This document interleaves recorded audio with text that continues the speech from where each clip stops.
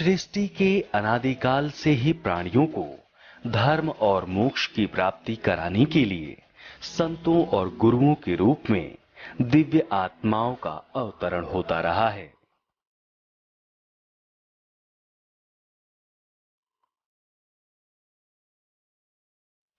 इसी परंपरा में मानव मात्र के उद्धार के लिए परम पूज्य साध्वी डॉक्टर विश्वेश्वरी देवी जी का अवतरण इस धराधाम पर हुआ।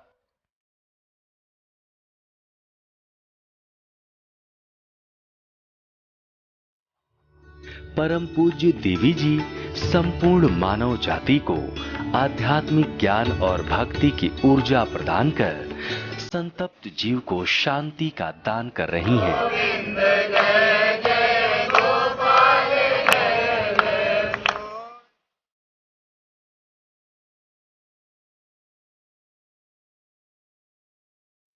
माता पिता के संस्कारों और मां पीताम्बरा की कृपामयी छाया में पली बढ़ी परम पूज्या देवी जी के मन में बाल्यावस्था से ही जीव मात्र के लिए अगाध स्नेह और करुणा का भाव रहा है। बचपन से ही संत महात्माओं की सानिध्य एवं दीन दुखियों की सेवा में आपको आनंद की अनुभूति होती है।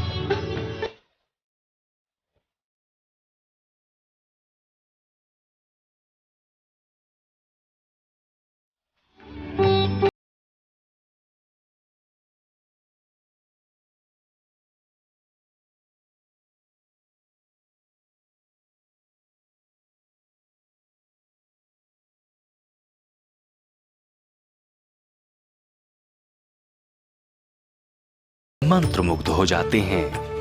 भक्तिमय भजनों के माध्यम से पूज्या देवी जी श्रोताओं को निरंतर भगवत सानिध्य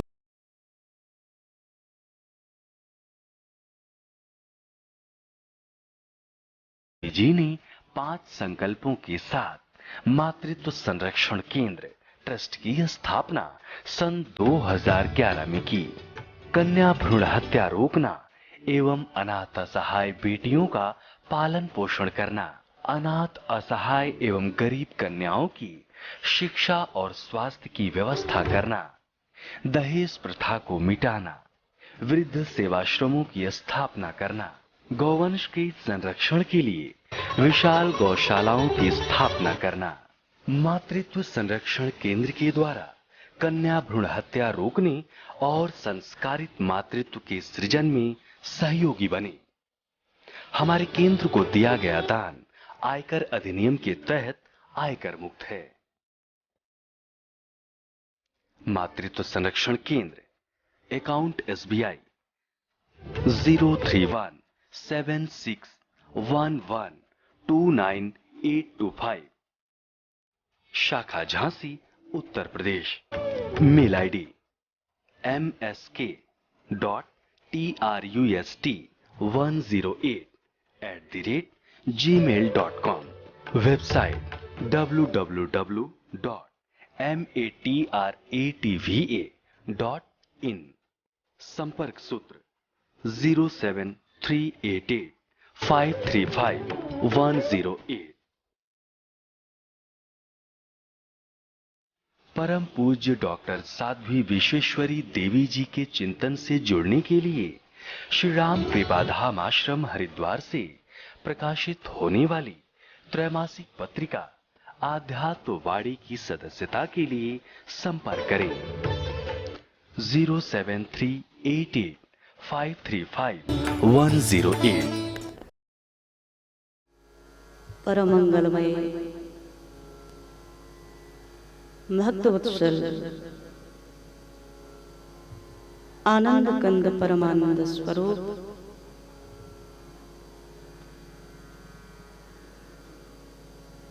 अवध विहारी मर्यादा पुरुषोत्तम भगवान श्री राम श्री राघव के श्री चरणों में प्रणाम करते हुए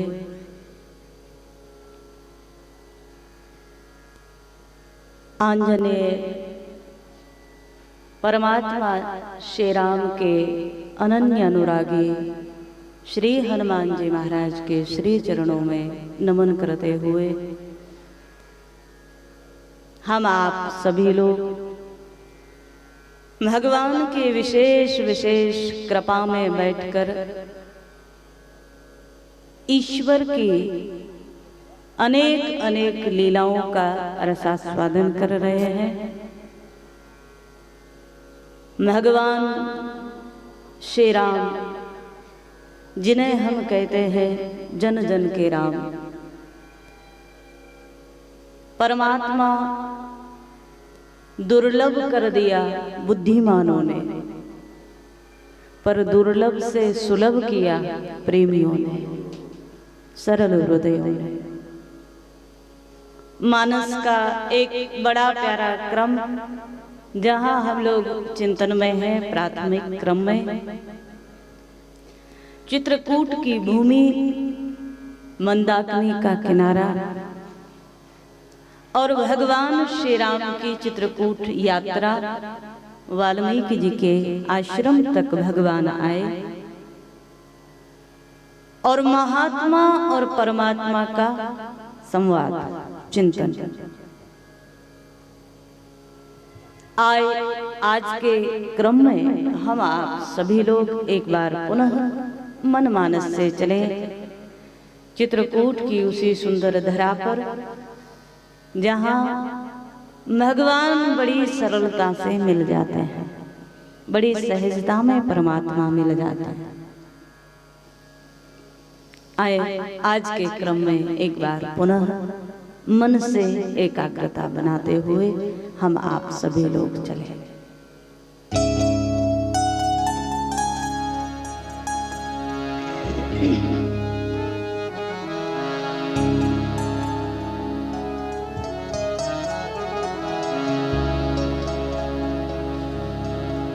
सुना हो राम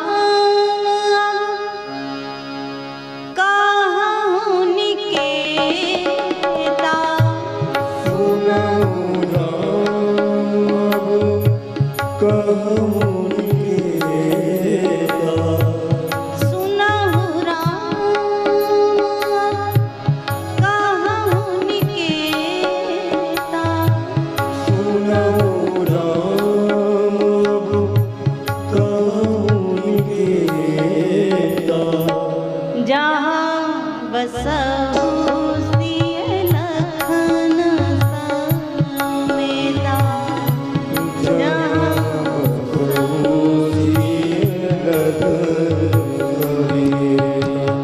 जहाँ बसहु सिय लखन समेता,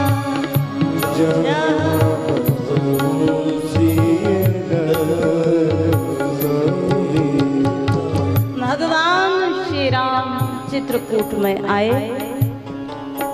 महलों का सुख त्याग करके, भवन का त्याग करके वन में भगवान का प्रवेश हुआ। और ये यात्रा लोगों को लगता है रावण को मारने के लिए भगवान आए, अन्य अन्य लोगों ने अन्य अन्य कारण दिए, पर मानस के क्रम के हिसाब से अगर हम लोग देखें तो भगवान की ये वन यात्रा जो हमें लगता है ये जन जन की यात्रा है भगवान। ऐसे लोग जो कभी अपने भवनों से, अपने घरों से बाहर नहीं निकले, ऐसे लोग जो कभी शहरों तक नहीं पहुंचे, ऐसे लोग जो कभी अवध धाम तक पहुंच ही नहीं सकते, अवध के भवनों में जो भगवान का दर्शन कर ही नहीं सकते, ऐसे लोगों के लिए भगवान ने वन स्वीकार किया। परमात्मा वन में आया। अलग अलग गांवों से भगवान गुजर रहे हैं और नित्य हम लोग चर्चा में हैं। अलग अलग ग्रामीण जनों का अलग अलग भाव बन रहा है। आज भगवान एक गांव के करीब से निकले, यहाँ 10, 20, 50 जितने लोग थे ये सब दौड़े भगवान का दर्शन करने के लिए। और यहाँ के क्रम में लोगों की भावना अभी तक हम लोग सुन रहे थे। कई लोग चाहते थे हम इनसे पूछें इनका नाम क्या है। कई लोग तो केवल दर्शन में आनंद ले रहे थे, पर कई लोगों का भाव था इनसे पूछ लें इनका नाम क्या है, कहाँ से आए हैं, कहाँ रहते हैं। नाव गांव बूझत सकुच आए, लेकिन संकोच बस पूछ नहीं पा रहे। आज एक गांव के करीब से भगवान निकले तो यहाँ आज जो लोग आए इन्होंने थोड़ा सा संकोच त्यागा, थोड़ा सा आगे बढ़े और मानस में गोस्वामी जी दर्शन करा रहे। आज के इन पथिकों को देखा, रास्तागीरों को देखा, भगवान को देखा तो गांव के सहज लोग, सरल लोग सब भगवान को चारों ओर से घेर करके खड़े हैं और भगवान से पूछ रहे हैं। पथिक अनेक मिलहि मग जाता, पथिक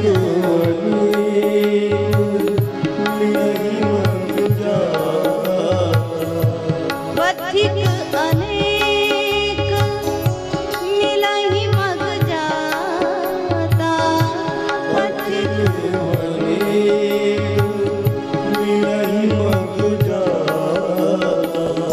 कहि सप्रेम देख दो भ्राता,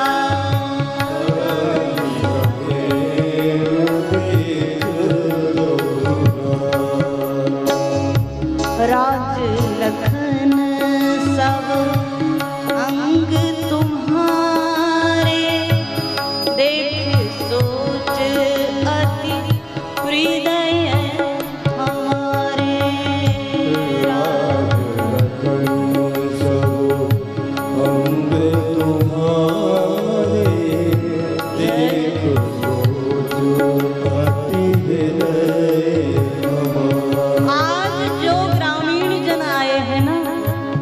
इन्होंने इन प्रिय पथिकों को देखा और जब इन्होंने देखा तो आगे बढ़े।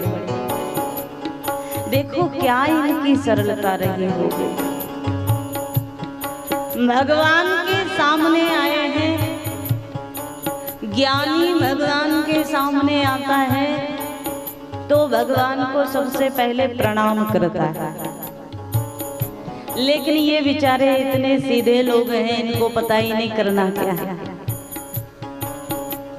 कुछ लोग संकोच बस खड़े हैं, कुछ आगे आए हैं। जो आगे आए उन्होंने पूछ लिया, आपका अंग प्रत्यंग, आपके हर एक अंग में राजसी लक्षण है,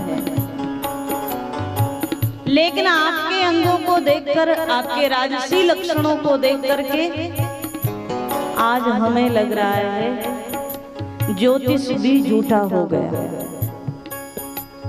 क्यों?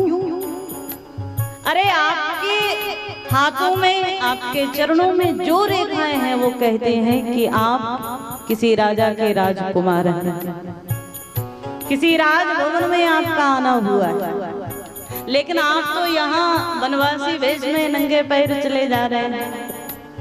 तो ये ग्रामीण जन भगवान को सहानुभूति देते हुए बोल रहे हैं, महाराज आपके अंगों के लक्षण को देख करके ज्योतिष भी झूठा हो गया। आपको तो किसी भवन में आना चाहिए था, आप वन में कैसे? भगवान कुछ नहीं बोले। एक दो ग्रामीण जन और करीब आए भगवान के। एक बोला, भैया हमें ऐसा लगता है, अरे ये तो सौभाग्यशालियों को दर्शन देने के लिए आया है। एक तो बड़ा प्यारा बोला, अरे इनके चरण जहां जहां चले जाएं वहां वहां तीर्थ बन जाता है। ये ज्ञानी लोग नहीं है, ध्यान देना, ये कोई बड़े विद्वान नहीं है, लेकिन इनके हृदय से जो वाणी निकल रही है, एक एक शब्द वेदों की वाणी है। एक एक शब्द शास्त्रों की वाणी। गोस्वामी जी दर्शन करा रहे हैं। किसी ग्रामीण ने कहा, अरे इनके चरण तो जहां चले जाएं, जहां इनका चरण पड़ जाए वहां तीर्थ बन जाए। जहां जहां राम चरण चल जाहि, जहां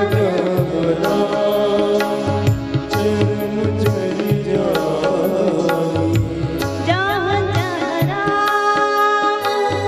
चरण चल जाहि,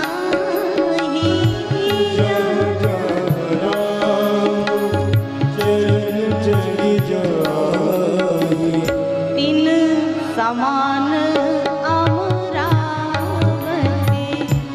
नाही।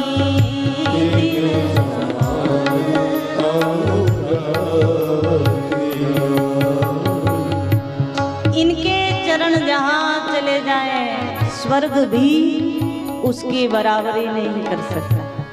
तो क्या झूठ कह रहे हैं? आज हम लोग जाते हैं दर्शन करने। कहाँ? कोई पूछे कहाँ जा रहे हैं? चित्रकूट जा रहे हैं दर्शन करने। चित्रकूट को कौन जानता था? जब से भगवान आए और चित्रकूट पर परमात्मा ने निवास किया, उस दिन से, जिस दिन से भगवान के चरण वहां पड़ गए, तीर्थ बन गया चित्रकूट। जहां जहां भगवान के चरण चले गए, वहां वहां तीर्थ बन गए। एक ग्रामीण जन बोला, अरे ये तो वो है जिस वृक्ष के नीचे भगवान बैठ जाते हैं। दर्शन करिए एक क्षण के लिए। वन में भगवान जा रहे हैं ना, तो कभी कभी भगवान पीछे मुड़कर देखते हैं, और पीछे मुड़कर देखते हैं तो भगवान को लगता है जानकी जी थक गई होंगी। क्यों? भगवती जानकी बड़ी सुकुमारी है। वन में पैदल चलने का कभी अभ्यास तो है नहीं। थकावट तो, परिश्रम तो भगवान को भी होता है, लेकिन भगवान को अपना परिश्रम नहीं दिखाई देता। भगवान देखते हैं जानकी थक गई होंगी, तो किसी वृक्ष के मूल में, किसी वृक्ष की छाया में भगवान बैठ जाते हैं। और गोस्वामी जी दर्शन करा रहे हैं। जिस वृक्ष की छाया में भगवान बैठे हैं ना, स्वर्ग में, इंद्रलोक में जो कल्पतरु वृक्ष है, वो कल्पतरु वृक्ष भी उस वृक्ष की बड़ाई कर रहा होगा जो वृक्ष के नीचे भगवान बैठे हैं। क्योंकि जो सौभाग्य कल्प वृक्ष को नहीं मिला, वो सौभाग्य आज उस वृक्ष को मिला।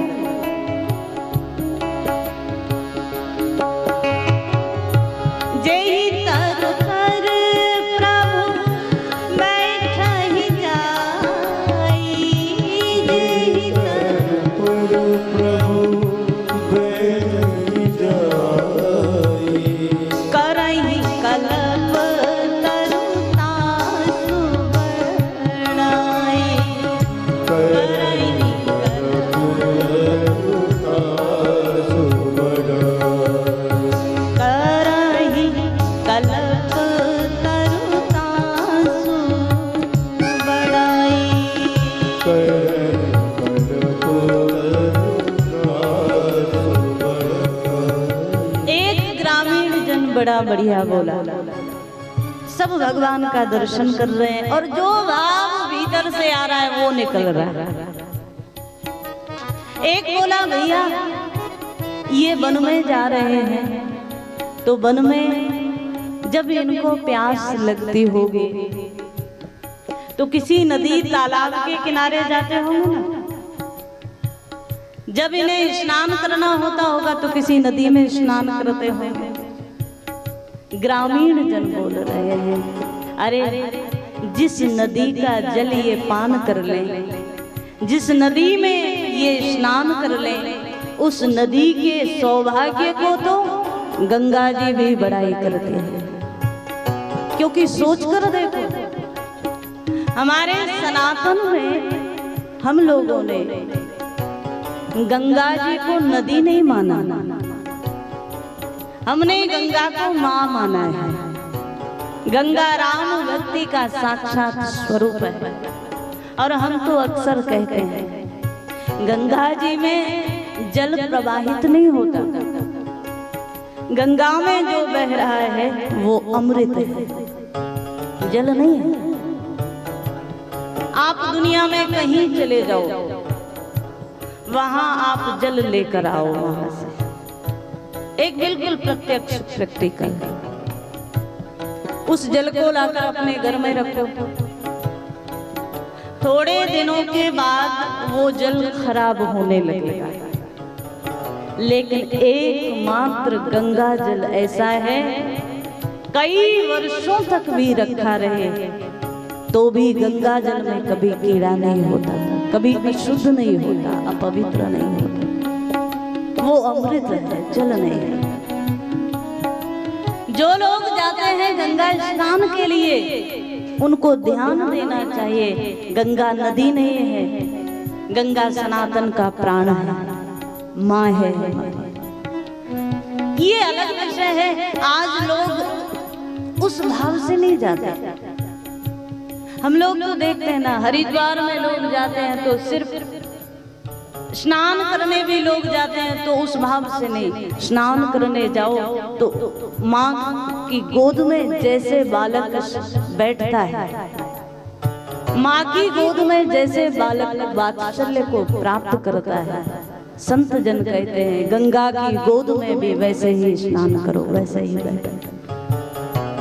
और तुम उस भाव से बैठोगे तो तुम्हें माँ गंगा का वही स्नेह, वही वात्सल्य प्राप्त होगा आज भी। अगर हम निजी अनुभव कहें ना, तो कभी कभी जब किसी घटना से ज्यादा उद्विग्न हो, परेशान हो, तब गंगा जी याद आती है। और गंगा घाट पर जाकर के जो शांति, जो गंगा घाट पर आनंद मिलता है, जो वात्सल्य मिलता है, वो कहीं और नहीं मिलता। और मूलतः गंगा जी प्रकट कहां से हुई? जब भगवान ने बलि के यज्ञ में विराट रूप लिया, परमात्मा विराट बने, तो भगवान का एक चरण ऊपर के लोकों में जब गया, ब्रह्मा जी के लोक में भगवान का चरण गया, ब्रह्मा जी दौड़ पड़े, आज तो हमारा सौभाग्य जागृत हो गया। अरे हमारे लोक में भगवान का चरण आया है तो कुछ स्वागत तो करें।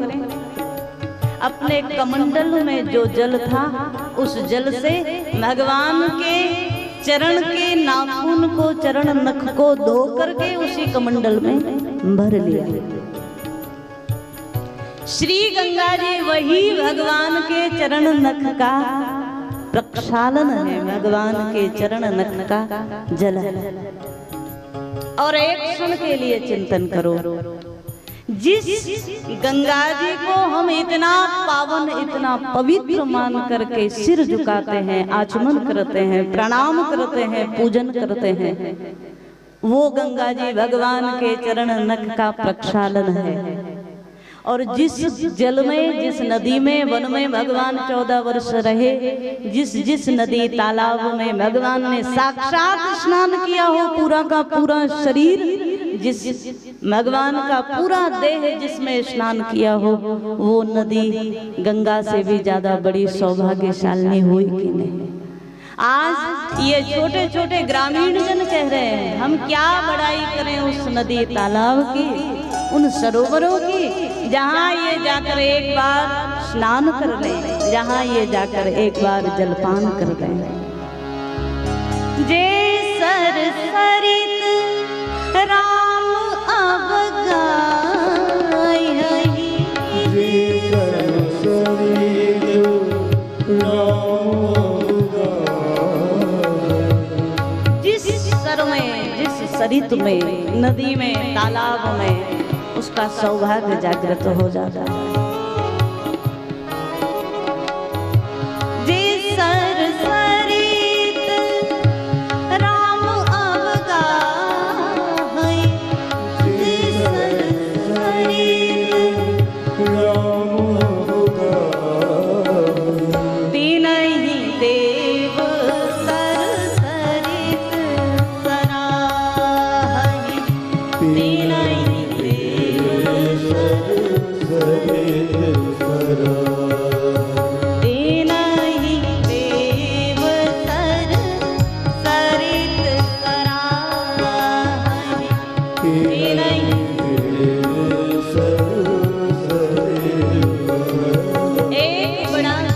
बोल पड़ा इन्हीं में से। अरे तालाब की, वृक्ष की, स्थानों की, भूमि की महिमा छोड़ो, एक क्षण के लिए दर्शन करो। आज तो हमारे गांव के करीब ही ये खड़े हैं, तो जिस नदी में नहाते होंगे वो गंगा से बड़ा सौभाग्य रखते हैं।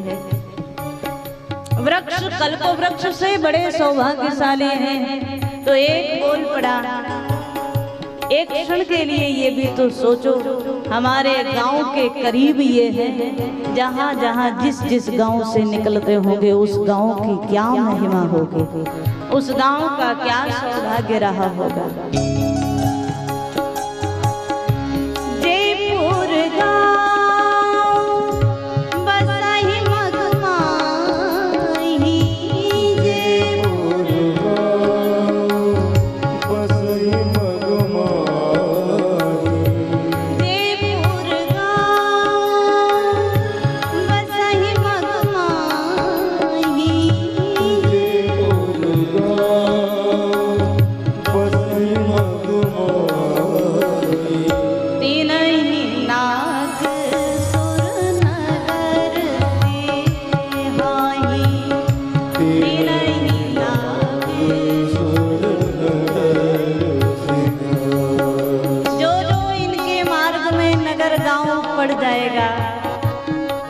साधारण से ग्रामीण बोल पड़े, उनके लिए तो क्या कहें। देवता लोग भी उस गांव की, उस नगर की, उस मार्ग की, उस स्थान की बड़ाई करेंगे जो इनके रास्ते में पड़ जाएगा। आज प्रत्येक जन जन को श्री राम सुलभ हो रहे हैं चित्रकूट की यात्रा में, और प्रत्येक जन जन से मिलते हुए भगवान चित्रकूट तक पहुंचे।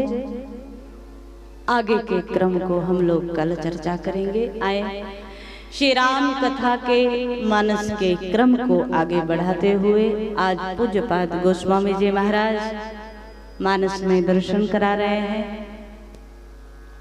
भगवान शंकर और सती जी के क्रम को बड़े सुंदर भाव से भरद्वाज महात्मा के सामने याज्ञवल्क्य जी दर्शन करा रहे हैं, वर्णन कर रहे हैं। आज भगवान शंकर सती जी को परमात्मा श्री राम का दर्शन प्राप्त हुआ। शंकर ने आनंद से दर्शन किया, पर सती जी भगवत स्वरूप को समझ नहीं पाई और उसी अज्ञानता में भगवान की परीक्षा ली। मानसकार दर्शन करा रहे हैं। परीक्षा के बाद शंकर से असत्य कहा और परिणाम निकला सती को अपने शरीर का त्याग करना पड़ा। दूसरा स्वरूप लिया, दूसरा अवतार लिया हेमांचल में नारायणी के घर पार्वती रूप में। कल भी हम आप सभी लोगों को कह रहे थे, बेटी घर में आए तो सौभाग्य है। आज हेमांचल नगर में बड़ा उत्सव हुआ, आनंद हुआ। स्वयं जगदम्बा अवतार लेकर के जहां आई हो उस नगर के लिए क्या कहा जाए, मानसकार ने लिखा। कुछ समय व्यतीत तो हुआ, नारद जी की भविष्यवाणी को जब सुना, पार्वती जी को लग गया मुझे शिव की आराधना करनी चाहिए। कुछ और दिन व्यतीत हुए, आज भगवती थोड़ी और बड़ी हुई पार्वती जी। एक दिन का समय है, पार्वती जी को लगा मेरे माता पिता तो मेरा मोह नहीं छोड़ सकते, पर मुझे कुछ करना चाहिए। मानसकार दर्शन करा रहे हैं। आज पार्वती जी प्रातःकाल माता जी के समीप आई और माँ से मैना रानी से बोल पड़ी, माता जी मैंने एक स्वप्न देखा है। क्या स्वप्न देखा? पार्वती जी ने कह दिया, मुझे स्वप्न में किसी ब्राह्मण ने उपदेश दिया है तुम शंकर की आराधना करो। शिव मंत्र भी मुझे स्वप्न में ब्राह्मण ने दिया है, क्या आपका आदेश है मैं शंकर की आराधना कर सकती हूँ? माँ ने हृदय से लगा लिया पुत्री को, सजल नेत्र बोल पड़ी।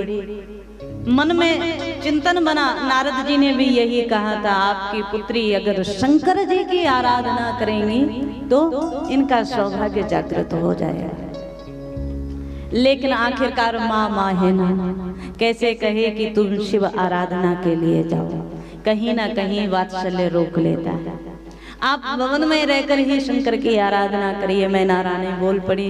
पार्वती जी ने प्रार्थना की, माँ भवन में रहकर साधना तो करूंगी, लेकिन भवन में रह करके जब जब मैं कठोर संकल्प लूंगी तब तब आपका हृदय दुखी होगा, आपको पीड़ा होगी। इससे ज्यादा बढ़िया है कुछ समय के लिए आप आदेश करें, मैं वन में जाकर के भगवान शंकर की आराधना करूं, वहां शिव की प्रसन्नता प्राप्त करके पुनः भवन में वापस आ जाऊं। माता ने पिता ने दोनों ने पुत्री का हित है ये समझ करके आज विदा कर दिया। पार्वती जी को चिंतन करके देखो, संसार में संतान के हित के लिए त्याग करने वाला माता पिता ये दो पात्र होते हैं। पुत्र का हित है ना तो विदेश भी भेज देंगे, पुत्र का हित है तो कहीं चले जाओ, कोई समस्या नहीं। आज पार्वती जी के हित को ध्यान में रखते हुए माता पिता ने वन जाने का आदेश दे दिया। पार्वती जी आए हैं भवन का त्याग करके, यहाँ साधारण वस्त्र धारण करके तपस्वी वेश में शक्ति ने ही शंकर की आराधना प्रारंभ की। मानसकार बड़े भाव से दर्शन करा रहे हैं। ये जो पार्वती जी की आराधना है ये भजन करने वालों के लिए बड़ा सुंदर संकेत है, साधकों के लिए बड़ा सुंदर संकेत है। भवन से निकल करके जब आ गई और शिव मंत्र की दीक्षा लेके जब शंकर के आराधन में भगवती विराजमान हुई तो मानसकार कहे कि आज भगवान शंकर को हृदय में धारण करके शिव मंत्र का जाप प्रारंभ किया और जैसे जैसे मंत्र जाप करते जा रहे हैं वैसे वैसे भगवती के हृदय में शंकर का प्रेम बढ़ने लगा। नित्य नया प्रेम जागृत होता है, नित्य नया भजन करते हैं, नित्य नए उत्साह से साधना में लगते हैं और साधना के लिए ये जरूरी है। हम अक्सर कहते हैं, कई बार ऐसा होता है ना, हम आप सब लोग सत्संग सुनते हैं, कथा सुनते हैं तो बड़ी श्रद्धा जागृत होती है और श्रद्धा जागृत हुई तो कई बार लोग आते हैं, गुरुजी बना लो, गुरुजी भी बना लिया।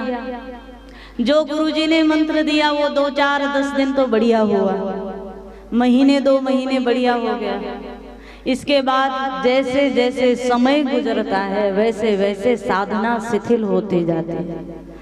अभी तक 108 करते थे, अब धीरे धीरे 50 ही रह गए। बाद में पता चला अब तो 1 ही माला चल रही है। साधना में भजन में वृद्धि होनी चाहिए, घटना नहीं चाहिए, नियम है। मानसकार दर्शन करा रहे हैं भगवती पार्वती जी की सुंदर तपस्या का। आय विपिन लागी तप करना, तपस्या में लीन हुई भगवती, लेकिन बाहर से शरीर बड़ा सुकुमार है, लेकिन फिर भी शरीर की चिंता न करते हुए कुछ समय के लिए नियम लिया। केवल जो पत्ते वृक्ष से सूख कर गिर जाते हैं बेल पत्री के, उस पत्ते का भोजन करते हैं और भगवान शंकर की आराधना में बैठ जाते हैं। यद्यपि इतना कठोर तप जितना पार्वती जी कर रहे हैं पार्वती जी के शरीर के हिसाब से ठीक नहीं है, लेकिन तो भी भगवती तपस्या में जब लीन हुई तो सुकुमारता को भूल गई, भवन के भोगों को भूल गई, भवन के सुख को आराम को भूल गई।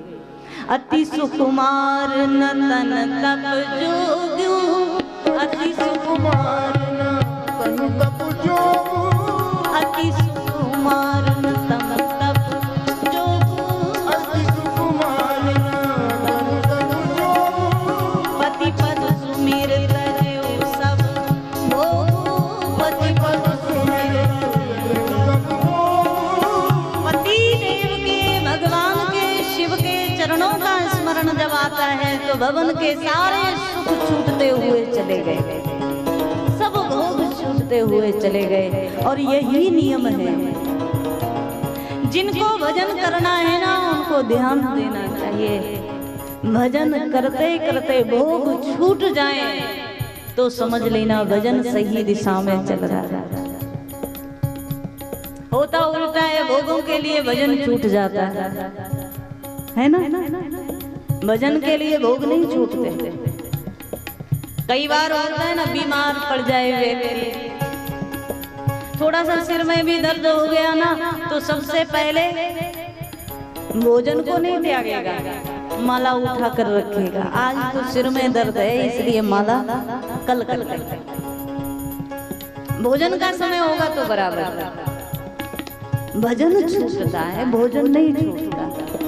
संकेत है, आज पार्वती जी जब शंकर जी के भजन में बैठी ना तो भोग स्वतः पति पद सुमिर तजो सब भोग, एक एक भोग छूटते चले गए। संसार का त्याग करना और हो जाना दो अलग अलग चीजें हैं। एक तो आपने भोगों को छोड़ दिया, एक भोग छूट गए, दो अलग स्थितियां हैं, ध्यान दें। आपने छोड़ा है तो आज नहीं तो कल कभी ना कभी आप पकड़ भी सकते हैं, खतरा है। होता है ना, नियम ले लिया आज से हम एकादशी व्रत करेंगे, कुछ दिन चल भी गया, बाद में कुछ लोगों की स्थिति ऐसी होती है, एकादशी व्रत आए तो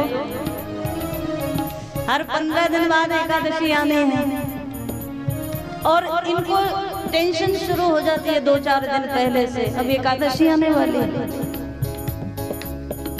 सच्चाई है। और कुछ दिन चल भी गया तो इसके बाद महीने, 2 महीने, 6 महीने, साल भर बाद एक दिन आएगा, चलो भोजन ही ले लेते हैं, जो होगा देखा जाएगा। जब आपने त्याग किया है भोग का तो वहां खतरा बना हुआ है, आज नहीं तो कल फिर वो उस भोग को आप पकड़ भी सकते हैं दोबारा। हाँ, जहां भोगों का त्याग स्वतः हो गया, जहां भोगों ने आपको छोड़ दिया, वहां कोई खतरा नहीं है। भजन इतना दृढ़ बने कि भोग स्वतः छूटते चले जाएं।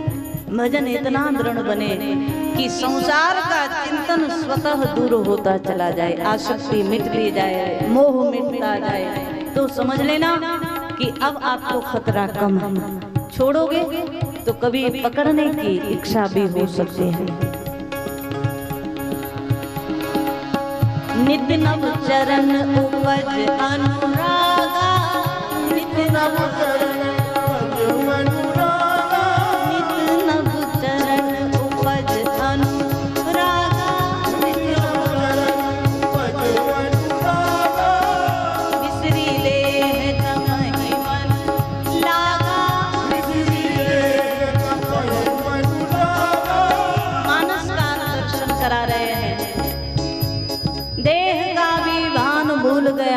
जब भगवान शंकर की तपस्या में भगवती विराजमान हुई, मन केवल तप में लीन हो गया, शंकर के चरणों में लीन हो गया और मानसकार दर्शन करा रहे। एक क्षण के लिए मन के नेत्रों से दर्शन करो भगवती के उस तपस्या रूप का। बड़े बड़े तपस्वी जो हजारों वर्ष से तपस्यारत हैं वो सब आते हैं, माँ को प्रणाम करते हैं और सबके मुख से एक ही शब्द निकलता है, अस तप काहुन कीन भवानी। ऐसा जैसा तप आपने किया है ऐसी तपस्या किसी और ने नहीं की। आपकी तपस्या को प्रणाम करते हैं। आज मानसकार बड़े भाव से दर्शन करा रहे हैं भगवती पार्वती जी ने भगवान शंकर की बड़े दिव्य भाव से आराधना की, शिव की तपस्या की।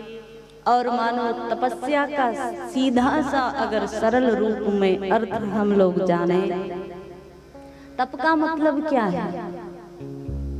अधिकांश लोग मानते हैं कोई कठिन नियम ले लेना तपस्या हो गई, शरीर को सुखा लेना तपस्या हो गई। कहीं ना कहीं चिंतनीय है, सती शरीर में जो एक अपराध घट गया था, आज पार्वती जी ने उसका प्रायश्चित किया है।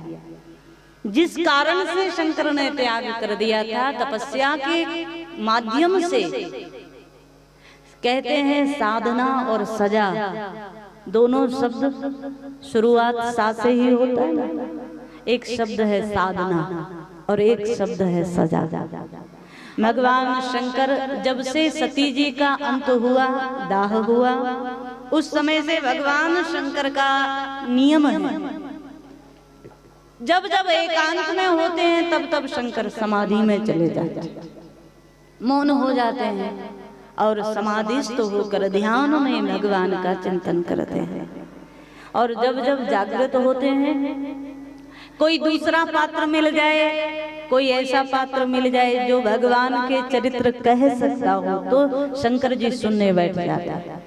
और कोई ऐसा मिल जाए जो सुन सकता हो, तो शंकर जी कहने बैठ जाता है। शिव का संपूर्ण जीवन राममय हो गया सती के जाने के बाद। एक समय की बात है, भगवान शंकर समाधि में विराजमान हैं। उसी समय भगवान आए, परमात्मा राम रूप से सामने प्रकट हुए। भगवान ने आकर शंकर जी से प्रार्थना की, महाराज आपसे कुछ मांगने आए हैं। शंकर जी बोले क्या? राम जी ने कहा कि आपसे एक प्रार्थना है, आपसे कुछ मांगना है। शंकर जी बोले मांगिए, क्या चाहिए? राम जी ने कह दिया, अगर आप हम पर प्रसन्न हैं तो वरदान दे दीजिए, वचन दे दीजिए कि आप हेमांचल के घर जाकर पार्वती से विवाह कर ले। शंकर जी बोले ये कैसा मांगना हुआ? अरे हम इतने शांतिमय जीवन जी रहे हैं, भगवान ने कहा आपने वचन दिया है, हम जो मांगेंगे देंगे। आप जाए विवाह शैलजहि यह मोहि मांगे देहो, आप हमें यही वचन दे दीजिए, आप पार्वती से विवाह करें। इसलिए आज भी राम जी बीच में आए और एक बार शंकर को संकेत किया, महाराज हमारे कारण ही सती रूप में आपने त्याग कर दिया था, अब इस बार हम ही आए हैं आप दोनों का मिलन कराना, इसलिए जाए विवाह शैलजहि यह मोहि मांगे देहो। शंकर जी प्रसन्न बने, महाराज आपके आदेश को तो कोई नहीं टाल सकता, मैं शंकर हूँ तो क्या हुआ, आपने जो कहा है उसे मैं पालन करूंगा। मानस में एक घटना आती है, शंकर जी ने यहाँ से 7 ऋषियों को, 7 ऋषियों को भेजा, भगवती पार्वती जी की परीक्षा के लिए जाओ। अच्छा एक बात आपसे पूछ लें, जिनके लिए भगवान स्वयं राम जी शंकर जी के इष्ट ही स्वयं आए, और जिनके लिए शंकर जी के इष्ट ने ही, भगवान ने ही शंकर जी को मनाया, आप विवाह कर लीजिए पार्वती जी से, तो इसके बाद कहाँ शंका शेष रहती है कि सप्त ऋषियों के माध्यम से परीक्षा कराई जाए पार्वती जी की? कहीं ना कहीं आपको नहीं लगता इससे तो सिद्ध होता है कि या तो शंकर जी को राम जी की बात पर पूरा भरोसा है, लेकिन चिंतन करें, शंकर बड़े गंभीर पात्र है मानस, शंकर को भरोसा पूरा है भगवान की बात पर, लेकिन शंकर जी को लगा नियम है ना, जिसने जो किया है उसको वही भोगना पड़ेगा, उसमें कोई हाथ नहीं बटा सकता, आपका कर्म आपको ही भोगना पड़ेगा, निश्चित है। जब आप किसी की बुराई करते हो ना, जब आप किसी के बुरे कर्मों को देख करके बुरा कहते हो, तब ये भी चिंतन करो वो जो कर रहा है उसका फल भी वही भोगने वाला है। अच्छे कर्म किसी के देखो और अच्छे कर्म देखने के बाद किसी की बड़ाई करते हो, तब भी चिंतन करो हम अच्छे करेंगे तो हमें मिलेगा, वो अच्छा करेगा तो उसी को मिलने वाला है। यहाँ भगवान शंकर के मस्तिष्क में आया, सती ने, सती रूप में जब पार्वती थी तो उस समय सती ने भगवान की परीक्षा ली थी, तो आज पार्वती रूप में जानकर शंकर ने पार्वती की परीक्षा कराई। तुमने मेरे भगवान की परीक्षा ली थी ना, तो जैसा करोगे वैसा भोगना भी पड़ेगा। भले ही शंकर की शक्ति हो लेकिन भोगना तो पड़ेगा। गोस्वामी जी दर्शन करा रहे हैं, सप्त ऋषि आए, सप्त ऋषियों ने प्रणाम किया माँ को। बाद में पार्वती जी से पूछ लिया, देवी इतना कठिन तप किसके लिए कर रही हो? पार्वती जी बोली, महाराज अगर मैंने बता दिया तो आप बड़ा हंसेंगे। सप्त ऋषियों ने कहा, नहीं एक बार बताओ किसके लिए कर रही हो, क्या चाहिए आपको? इतना कठिन तप, शरीर को सुखा दिया। पार्वती जी बोली, हमारे गुरुजी ने कहा था इसलिए कर रहे हैं। अच्छा, किसको पाने के लिए, क्या प्राप्त करना है? पार्वती जी बोले, हम शंकर जी को पति रूप में प्राप्त करना चाहते हैं, इसके लिए इतना तप कर रहे हैं।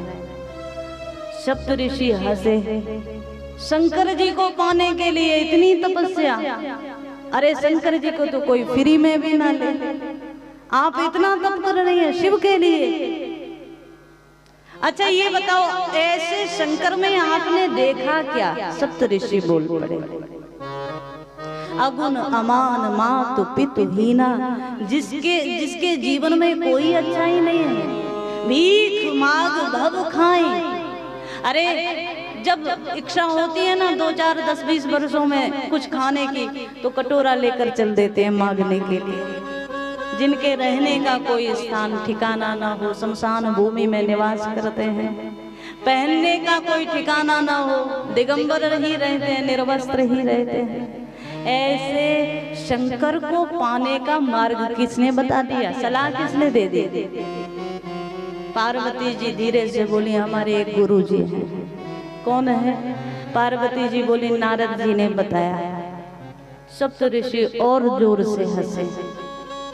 अच्छा वही तो हम सोच रहे थे कि बताने वाला कौन है। अरे पार्वती जी को कह दिया, जिसका अपना घर आज तक नहीं बसा वो किसी और का क्या बसाएगा। और नारद जी तो है ऐसे कि किसी के बसे बसाए घर में पहुंच जाए तो उसकी गृहस्थी को खतरा हो जाता है। बसे बसाए को उजाड़ तो सकते हैं, 2-4 बात पत्नी को कह दी, 2-4 पति को कह दी, पता चला नारद जी तो निकले हैं भवन से, झगड़ा वहां शुरू हो गया। तो नारद जी तो पात्र ऐसे हैं, क्या ऐसे नारद जी आपका गृहस्थ बसा सकते हैं? हम आपको अभी भी समझाने आए हैं। सप्तऋषि बोले, अभी भी समय है, समझ जाइए। पार्वती जी बोली, क्या?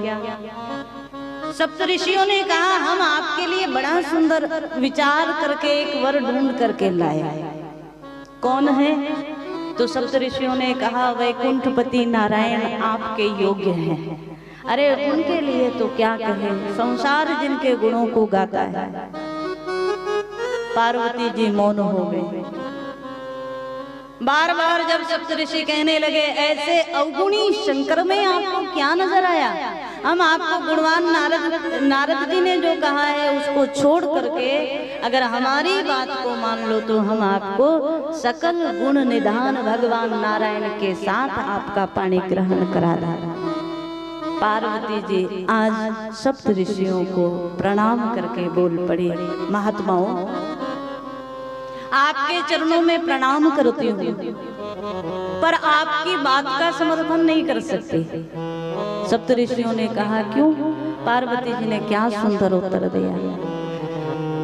महात्मन, अगर आप पहले नारद जी से पहले हमें मिल जाते और उस समय हमारा भाव आपके प्रति गुरु भाव का बन जाता, उस समय आप हमें कोई रास्ता बताते, हम स्वीकार कर लेते।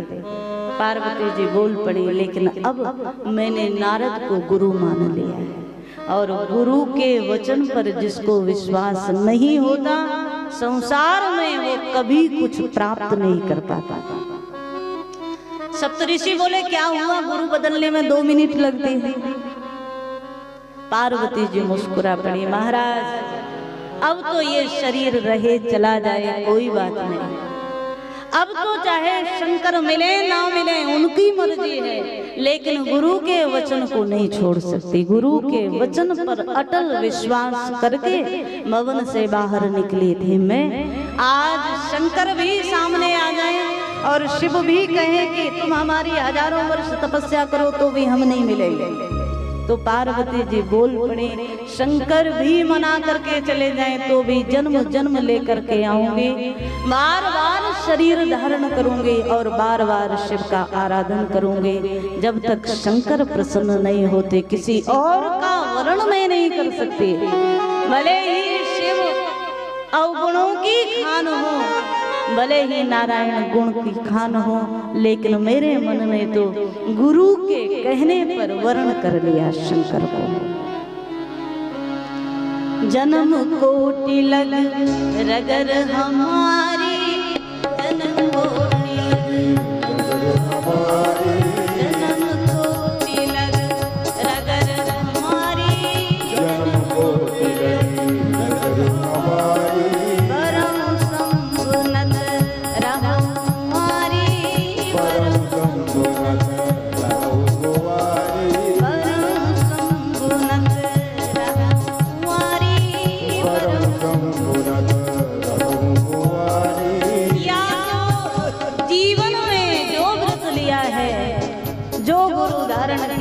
उस पर विश्वास करो। कहते हैं गुरु पर भरोसा करके सब कुछ छोड़ दो, या गुरु वाक्य पर भरोसा नहीं कर सकते, गुरु जी पर भरोसा नहीं कर सकते तो गुरु जी को छोड़ दो, ज्यादा अच्छा है। आज बोल पड़ी तजो ना नारद करो उपदेश, नारद जी के वचनों का परित्याग नहीं कर सकती। भले ही आप कहीं 7 बार महेशु शंकर जी खुद आ जाए, 100 बार शंकर कहें छोड़ दो नारद के वचन को, तो भी नारद के वचन का परित्याग नहीं करूंगा। जहां गुरु वचनों पर इतना अटल विश्वास देखा, गुरु के प्रति भरोसा देखा। हम अक्सर कहते हैं देखो गुरु के पास कुछ नहीं है, लेकिन शिष्य का भरोसा उसको भगवान बना देता है। अक्सर चिंतन करके देखो, इंसानियत इंसान को इंसान बना देती है। आस्था ही तो है जो पत्थर को भगवान बना देती है। आप चिंतन करो, हमारा आपका विश्वास ही तो गुरु में भगवत तत्व की खोज कर लेता है। विश्वास हो गुरु वाक्येषु। आज पार्वती जी की जो गुरु निष्ठा देखी, नारद वचन न में परिहरऊ, नारद वचन न में परिहरऊ, बसऊ भवन उजरऊ नहीं डरऊ, बसऊ भवन उजरऊ नहीं डरऊ, गुरु के वचन प्रति दिन देहि, गुरु के वचन प्रति दिन देहि, सपने सुगम सुख सिद्धि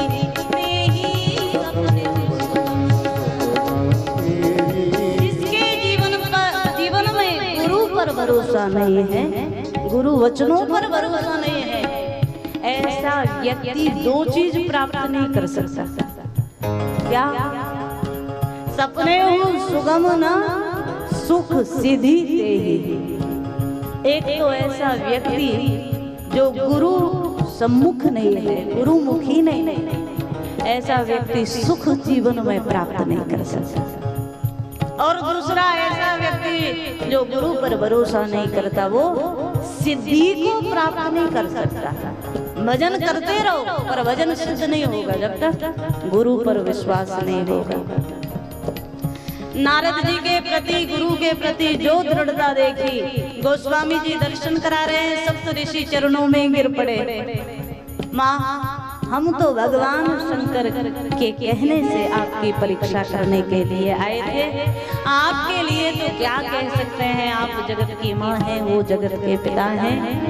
आपकी गुरु निष्ठा और आपकी इष्ट निष्ठा को देखकर हम आपको प्रणाम करते हैं। सप्त ऋषियों ने प्रणाम किया, लौटकर शंकर के पास आए, शिव के सामने आकर सारी घटना सुनाई तो शंकर तो इतने आनंदित हुए और आनंदित होते होते शंकर अपने आप में ही डूबते चले गए, समाधिस्थ हो गए। मानसकार दर्शन करा रहे हैं उस समय जब शंकर समाधि में है। यहाँ भगवती पार्वती जी लौटकर भवन में आ गई। एक असुर हुआ तारकासुर नाम का, मानसकार कहे इस असुर ने सारी सृष्टि में चारों ओर धर्म के विनाश के लिए कार्य प्रारंभ कर दिया, मिटाने लगा सनातन को। एक समय ऐसा आया, सारे देवता लोग चिंतित हो गए, सब लोग एकत्रित होकर के आए ब्रह्मा जी के पास। महाराज, एक ऐसा असुर है जिसने धरती पर स्वर्ग में चारों ओर भयंकर उत्पात मचा रखा है, उसका अंत कैसे होगा? गोस्वामी जी कहे ब्रह्मा जी ने आज कह दिया, भगवान शंकर का विवाह पार्वती जी के साथ हो। बाद में शंकर जी के पुत्र के रूप में जो शिव शक्ति का प्रसाद मिलेगा, उसी के माध्यम से तारकासुर मारा जाएगा। देवताओं ने कहा महाराज फिर इसमें विलंब क्यों करते हो? अति शीघ्र भगवान शंकर का विवाह हो, और शीघ्र शंकर का विवाह हो तो शिव पुत्र के द्वारा तारकासुर मारा जाए। गोस्वामी जी मानस में दर्शन करा रहे हैं। एक दूसरे से सबसे चर्चा प्रारंभ हुई। देवताओं ने कहा अति शीघ्र करा देते हैं शंकर का विवाह। एक बोला अरे एक क्षण के लिए सोच कर तो देखो, जो जागृत हो उसके पास जाकर प्रार्थना कर लें। शंकर जी जागते होते तो हम भी चलते, चलो शंकर जी से प्रार्थना कर लें, महाराज विवाह कर लो। पर शंकर तो समाधिस्थ हैं, और शंकर समाधि में है तो शंकर की समाधि में कोई विघ्न कर सके ऐसी ताकत किसी की नहीं है। और शंकर की समाधि का कोई समय भी निश्चित नहीं है, कब जागृत हो, हजारों वर्ष बीत जाए। देवताओं ने कहा कुछ तो करना पड़ेगा। कामदेव को बुलाया और काम को आज प्रेरित कर दिया देवताओं ने। आप जाइए भगवान शंकर की समाधि को खोलिए, शिव जागृत हो जाएंगे तो हम सब लोग जाकर शंकर को मना लेंगे विवाह के लिए। एक बार तो कामदेव को भी लगा शंभु विरोध न कुशल मोहे, दुनिया में किसी का विरोध करूं तो शायद बच जाऊं, पर शंकर तो काल के भी महाकाल हैं, शिव का विरोध करूंगा तो निश्चित रूप से मुझे मरना पड़ेगा। काम को लगा, लेकिन फिर भी काम ने सोचा कोई बात नहीं, दुनिया का भला हो जाए तो मरना भी ठीक है।